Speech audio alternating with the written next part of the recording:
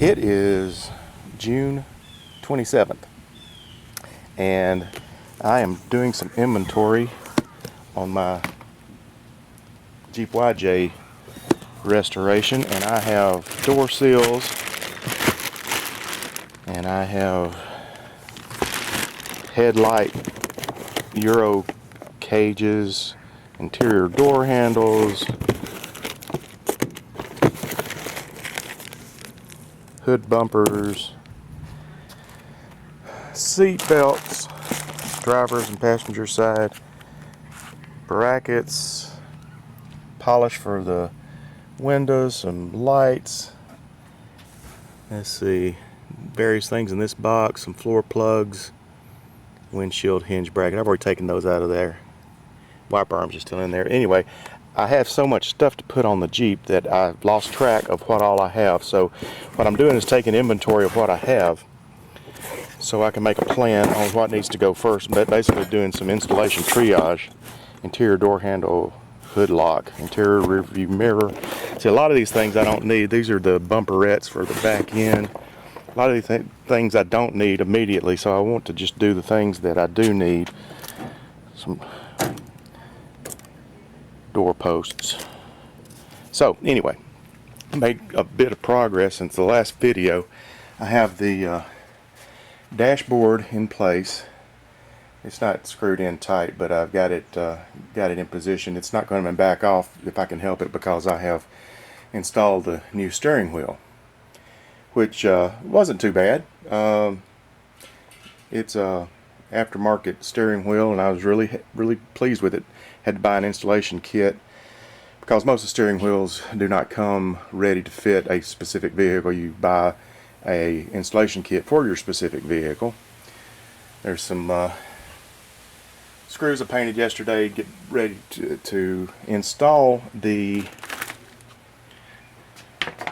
pieces that go on the side of the windshield, and I got it out ready to do that. And I noticed, got this into position, and these holes here, they're not holes in my windshield. So I wrote an email to the manufacturer and asked if that was standard, because you know it's no huge deal for me to drill holes in my windshield. But before I do that, in my nice paint job, I noticed on my old windshield they're through and through. So you know, I just want to make sure that I've got the right thing going.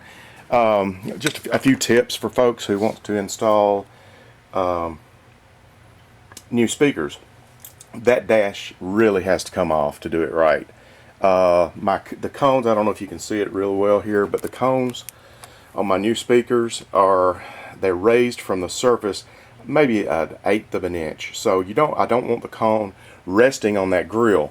So what I did is I put some screws in there to space the cone from the grill itself, just maybe a 1/16 of an inch, maybe an eighth of an inch, and then use those screws to back it off into position. Then I screwed it down into place, and it's very secure, and they sound great. I can't play anything for you right now because I had to I unhooked the radio, because where the radio goes right there, that hole there is too big, which is a good thing, because I guess that's to fit several different applications. But the problem I ran into is my dash piece, which is right here. Let me get it in the light. Where the radio goes here is maybe a quarter of an inch too small. So since I don't have that much material to work with on the right side, I am going to trim back the left side about that long. That way I can slip the radio in, and it has a piece for the surface, and that will cover up any unsightly things that I might do with a hacksaw or an X-Acto blade or whatever. So I'm not too worried about that.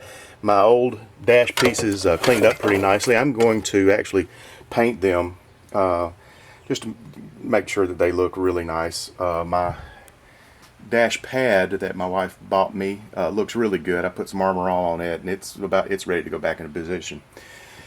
My Driver's seat is in position. That is a used driver's seat that I bought. I have seat covers to go on the front, the passenger driver's seat, and the tumble rear seat.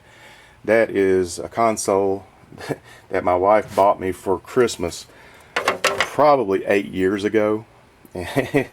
Back when this was just a pipe dream to restore the Jeep. So anyway, it felt really nice to put it in earlier this week. My new shifter knobs, I just put those on today. I think they finish it off really nicely. I painted the shift levers to to match the accent burgundy pieces. Got the carpet in, and just like the video says on the installation guide, I used a 1-inch hole saw on my drill in reverse and made a nice clean hole everywhere I needed it. 4 holes for the passenger and driver's seat, a couple of holes for the seat belts, and that's it. Still have my floor plugs to put in. Another thing I'm going to do for this application is the carpet is not down secure, so what I'm going to do is get some really heavy duty Velcro that I found that you can get in a fabric shop. And that way in the future, when I get flooded or get rained in on and there's 2 or 3 inches of water standing in my Jeep, I can just handy dandy snap the carpet back with the Velcro, lift the drain plug, let it drain, and everything's back in position, and we're good for a wet back and on the road again. Man, I think that's about it for today. For anyone who's never seen a YJ with the windshield down, that's basically what it looks like. There's several screws that need to go back on there. And here's something that I'm not really sure yet what I need to do. The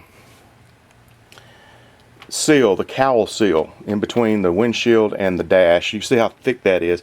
It's not quite coming back enough without putting a lot of force on it to meet my roll bar.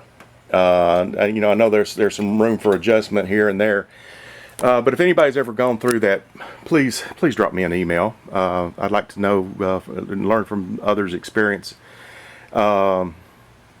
Speaking of drilling holes into my windshield, here's the retainer piece for the top, and it too fits right on top, and it has no holes pre-drilled. The only pre-drilled holes it looks like the windshield came with was the visor holes, the footman loop hole there in the middle, and holes here for the piece that secures the windshield to the interior, and my hinges for the windshield to body mount. Here's a problem I have too, if anybody's had anything like this and has a suggestion. These stainless Torx bolts are really soft compared to OEM, and this one here, it got kind of kinked and didn't want to go in, and the inside of it's just about rounded out. So before I do any more damage, I just left it like it is, and just want to ask for some suggestions. If anybody has anything going, sure would like to know. Other than that, it is drivable. I can back it out of the driveway or the garage right now, which I'll probably do in the next couple of days, give me a little bit more room to work on it. Got to get to a windshield before I can really get it out on the road though. Still have yet to get the carpet completely installed as far as getting it tidy and looking good, but that's about it. Made a lot of progress in the last little bit.